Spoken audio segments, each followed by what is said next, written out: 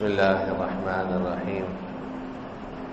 فرمایا کہ ضیف اور مضیف دونوں کے لیے ضیافت عذر افطار ہے، جبکہ ضیف یا مضیف مجرد حضور اور ترک افطار پر راضی نہ ہو۔ اس ملفوظ میں حضرت حکیم الامت حضرت مولانا شاہ محمد اشرف علی صاحب تھانوی رحمۃ اللہ علیہ نے فرمایا کہ مہمانی کی وجہ سے نفلی روزہ توڑا جا سکتا ہے۔ جب انسان کو دعوت کرتا ہے، اگلا کہتا ہے جی میں روزے سے ہوں، تو نفلی روزہ اس کی دعوت کی خاطر توڑا جا سکتا ہے، اس میں کوئی حرج نہیں۔ نفل نماز نہیں توڑ سکتے، اگر عذر ہو، کوئی کسی کی ایمرجنسی ہو، وہاں پہ نفل نماز توڑ سکتے ہیں۔ اور اگر والدین یا بہن بھائی بھی بچوں میں ایمرجنسی کوئی آگ لگ گئی یا کوئی ایسا عذر ہو جس کی وجہ سے نماز توڑنی پڑے، تو فرض نماز بھی توڑی جا سکتی۔ نفل نماز سے فرض نماز کی اہمیت زیادہ، اس طرح نفل روزے سے فرض روزے کی اہمیت زیادہ۔ نفل روزہ کسی بزرگ کی دعوت آ گئی یا کسی قریبی دوست کی آ گئی یا کوئی ایسا ولیمہ یا ایسی کوئی دعوت جس میں شرکت کرنی پڑ گئی، تو نفلی روزہ توڑنے میں گناہ نہیں ہے، البتہ قضا، اس کی قضا ایک دن کی لازم ہے۔ اس لیے ہمیں دین کے مسائل سیکھنے چاہیے۔ دین کے جب تک مسائل نہیں سیکھیں گے عمل کیسے ہوگا؟ نماز کا بھی اہتمام ہو، روزے کا بھی اہتمام ہو۔ نفلی روزہ بچوں کو اور بیوی کو بڑوں سے پوچھے بغیر نہیں رکھنا چاہیے۔ بیوی کے لیے تو گنجائش ہی نہیں خاوند سے پوچھے بغیر نفلی روزہ رکھے۔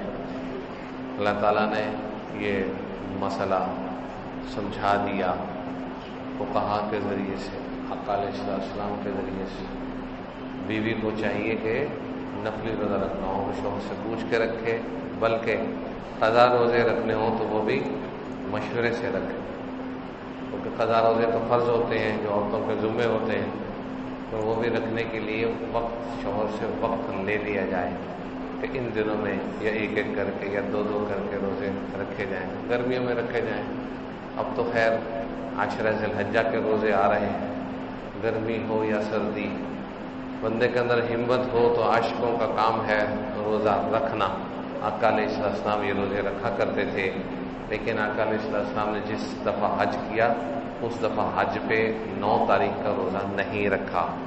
اس لیے میں نے آپ کو بتایا تھا جمعہ کے بیان میں کہ حضرت امام شافعی رحمۃ اللہ علیہ نے یہ پسند فرمایا ہے کہ حاجی حج کے دوران 9 تاریخ کا روزہ نہ رکھے، تو امام شافعی رحمۃ اللہ فرماتے ہیں مجھے زیادہ پسند ہے کہ وہ دعا کے لیے، عبادت کے لیے اپنی قوت بچائے، زیادہ سے زیادہ کھائے پیے تاکہ عبادت کر سکے۔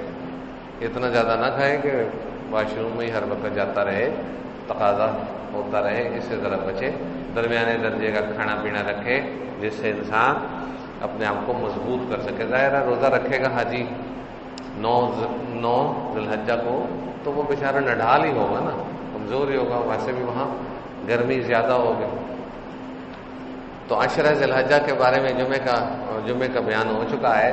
خلاصہ یہی ہے کہ یہ دن بہت ہی زیادہ قیمتی ہیں، بلکہ سب سے زیادہ قیمتی ہیں، حتیٰ کہ ماہ رمضان سے بھی زیادہ قیمتی ہیں، اس لحاظ سے کہ بخاری شریف کی روایت میں آقا علیہ السلام نے فرما دیا ہے کہ اللہ تعالیٰ کو ان 10 دنوں راتوں کی عبادت سال بھر سے زیادہ افضل لگتی ہے، محبوب ہے باقی تمام دنوں سے۔ اس میں رمضان شریف بھی آ گیا، بخاری شریف کی روایت ہے۔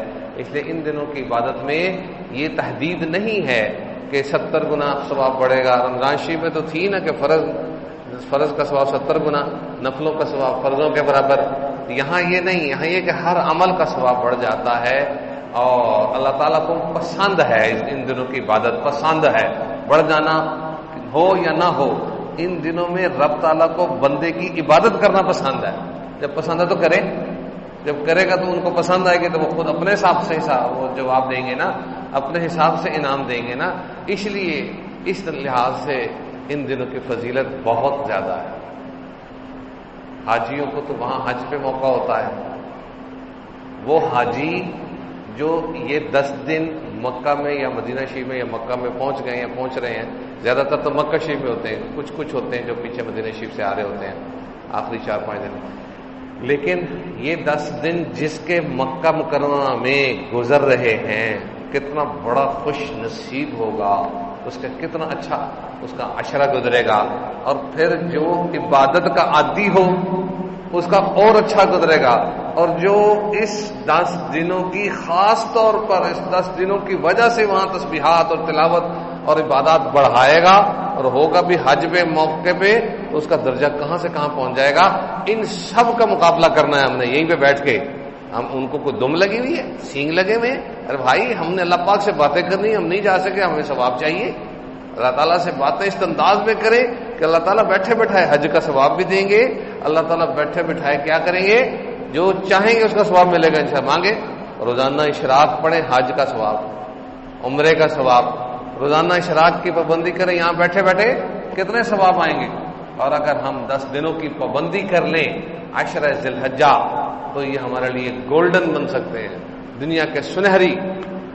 جی ایک مرتبہ مسلمانوں کی عیسائیوں کے ساتھ جنگ ہوئی، تو اس جنگ کے دوران عیسائیوں کو فتح ہو گئی، مسلمانوں کا ملک عیسائیوں کے پاس چلا گیا۔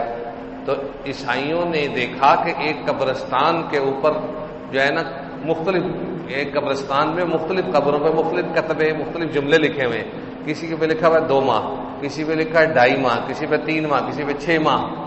اب وہ جو عیسائی بادشاہ بنا اس نے تحقیق کروائی کہ آخر یہ کیا معاملہ ہے، یہ تو مسلمانوں کی قبریں ہیں، تو یہ ہیں بھی بڑوں کی، بچوں کی قبریں نہیں ہیں، تو یہ 2.5 ماہ 3 ماہ 4 ماہ 6 ماہ کیوں لکھے ہیں؟ تو تحقیق کرنے سے پتہ چلا کہ اس قبرستان والے جو لوگ دفن ہیں ان لوگوں نے وصیت کی تھی کہ آپ نے ورثہ کو، کہ آپ نے ہمارے مرنے کے بعد ہماری زندگی کے وہ دن ہی لکھنے ہیں جو ہمارے عبادت میں گزرے یا گولڈن بنے۔ اور کسی کے 2 ماہ تھے، کسی کے 6 ماہ، کسی کے 4 ماہ۔ تو بھائیو دوستو، ہماری زندگی کے اندر یہ 10 دن گولڈن ہونے چاہیے۔ بہت زیادہ خوش نصیب ہیں جو وہاں گزاریں، جو وہاں نہیں جا سکے وہ یہاں پر ہی گولڈن بنائیں، مانگ مانگ کے مولا ہم نہیں جا سکے تو آپ ہمیں یہیں پر دے دیجئے۔ اشراق روزانہ پڑھیں، حج عمرے کا ثواب پکا، چاشت پڑھیں، زوال کے نفل پڑھیں، عصر سے پہلے کی 4 سنتیں پڑھیں، عشاء سے پہلے کی 4 رکعت پڑھیں، اور اسی طریقے سے صلاۃ التسبیح پڑھیں، قرآن پاک کی تلاوت کریں، درود پاک جو ہے وہ پڑھیں، زیادہ سے زیادہ پڑھیں، تلاوت زیادہ سے زیادہ کریں، سورہ اخلاص کی تسبیح کریں، سبحان اللہ الحمدللہ لا الہ الا اللہ اللہ اکبر کی کثرت کریں۔ حدیث شریف میں ہے کہ آقا علیہ السلام فرمایا ان 10 دنوں میں یہ زیادہ کریں، جب تکبیرات تشریق کا موقع آئے تکبیرات تشریق کہیں جی، اور 9 تاریخ کا روزہ رکھ سکے تو بہت زیادہ، 1000 روزوں کے برابر، اور ان 8 شروع کے روزے، ذی الحجہ کے 8 شروع کے روزے، ہر روزہ 1 سال کے روزوں کے برابر تو رکھنا چاہیں، ہمت کریں، ثواب ہی ثواب، نہیں رکھیں گے تو کوئی گناہ نہیں۔ ان دنوں میں لوٹ مار کا سیل لگی ہوئی ہے، اب ہم چاہیں فری میں چیزیں مل رہی ہیں، صرف اپنے آپ کو تھوڑا سا متوجہ کرنا ہے، قیمتی بنانا ہے، اور قیمت جو ہے نا وصول کرنی ہے اللہ تعالیٰ سے۔ ہم نے صرف کام کرنے ہیں، نیکی کر دریا میں ڈال، دوسروں کو دکھانا نہیں ہے۔ خاموشی سے عبادت کریں، تسبیحات میں ہو، مسواک ہو، سرما ہو، یہ سب سنتوں پر عمل کرتے جائیں، تہجد پڑھیں اور نماز پڑھیں، رات کو تہجد کے نفل پڑھ کے سوئیں تاکہ جاگ نہ آئے، تو رات کو پڑھے ہوئے تو ہوں گے نا، اس وقت رات کو جاگ آئے، دعائیں مانگیں، یہ دن دعاؤں کے ہیں۔ پھر حاجیوں میں سے ہر ایک کا کوئی نہ کوئی حاجی تو گیا ہی ہوگا نا، تو حاجیوں کو پیغام دے کہ ہمارے لیے دعا کریں، وہ حاجی ہمارے لیے دعا کریں گے، ہمارے لیے کام بن جائے گا۔ اللہ رب العزت ہم سب کو دین کی صحیح سمجھ، اس پر پورا عمل نصیب فرمائیں، اور آنے والے 10 دن جو گولڈن ہیں ہمیں ان کو اپنے حق میں گولڈن بنانے کی توفیق عطا فرمائیں، آمین۔ الحمدللہ رب العالمین، اللہم صلی علی یا اللہ یا رحمان یا رحیم یا حی یا قیوم یا ذا الجلال والاکرام یا حنان یا منان یا اللہ یا رحمان، ہمارے گناہوں کو معاف فرما دیں۔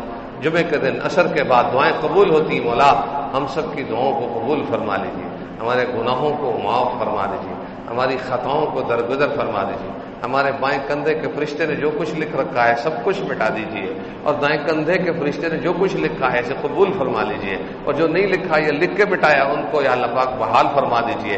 ہماری گئی ہوئی نیکیاں، ضائع شدہ نیکیاں مولا ہماری دعا ہے کہ واپس کروا دیجیے، آپ کو قدرت ہے، آپ ہر چیز کا حساب کرتے ہیں مولا، ہمارے گناہوں کا حساب نہ کیجیے، اپنی رحمت کا حساب کیجیے۔ جتنی آپ کی رحمت ہے اتنا حساب کتاب ہمارے ساتھ فرما لیجیے، یعنی کہ ہمارے گناہوں کو دیکھیے نہ دیکھیے، ہماری نیکیوں کو دیکھیے اور انہیں قبول فرمائیے۔ ہر گناہ، ہر خطا، ہر سزا ہماری مکمل ختم فرما دیجیے۔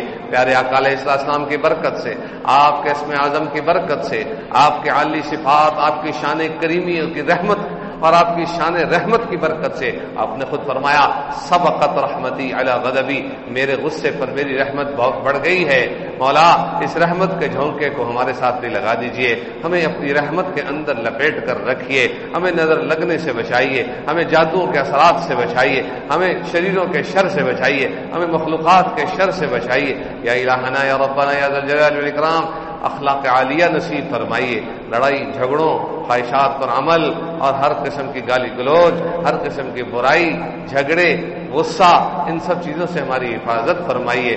شیطانی تیروں سے ہماری حفاظت فرمائیے، شیطانی چالوں اور نفس کی چالوں سے ہمیں ہوشیار رہنے کی توفیق عطا فرمائیے۔ مولا یہی تو امتحان ہے، ہم دنیا کے امتحانوں میں کامیابیوں کے چکر میں رہتے ہیں، جو بڑا امتحان ہے آخرت کا مولا اس میں ہم رہ جاتے ہیں۔ ہمیں آخرت کے امتحان میں پل پل پہ، ہر پرچے کے ہر جز پہ ہمیں کامیابی نصیب فرمائیے۔ مولا کریم اس مدرسے کی ساری ضروریات پوری فرما دیجیے۔ اس مدرسے میں پڑھنے پڑھانے والے، کام کرنے والے اور آنے جانے والے، نماز پڑھنے والے، تعلق رکھنے والے، محبت کرنے والے، تعاون کرنے والے، سب کو علم، عمل، عبدیت، تواضع، قبولیت سے نوازیے اور سب کو اپنی بارگاہ میں سب کی خدمات کو قبول فرما لیجیے۔ اور ہمیں، ہمارے والدین، ہمارے اساتذہ، ہمارے بہن بھائی بھی بچوں میں جو فوت ہو گئے ان کی بخشش فرمائیے، جو زندہ ہیں ہماری زندگیوں میں برکتیں عطا فرمائیے۔ یا اللہ پاک جن لوگوں نے دعاؤں کے لیے کہا، چاہا، لکھا یا کہنا چاہ رہے ہیں، بیٹھے ہوئے ہیں، کاش کر رہے ہوں گے کہ کاش میری بھی یہ سن لیں، میری بھی لیے دعا کر دیں۔ مولا آپ سب کے دلوں کو جانتے ہیں، ہم سب کے دلوں کی حاجتوں کو پورا کر دیجئے، ہماری ساری ضروریات کو پورا فرما دیجئے۔ ہم میں جو پریشان ہیں پریشانی دور فرمائیے، ہم میں جو کمزور ہیں کمزوری دور فرمائیے، ہم میں جو مقروض ہیں ہمارے قرضے اتار دیجئے۔ یا اللہ پاک ہم سب کی جائز حاجتیں، ضرورتیں، مرادیں پوری فرما دیجیے۔ آمین ثم آمین، صلی اللہ تعالی علی محمد وعلی آلہ اجمعین برحمتک۔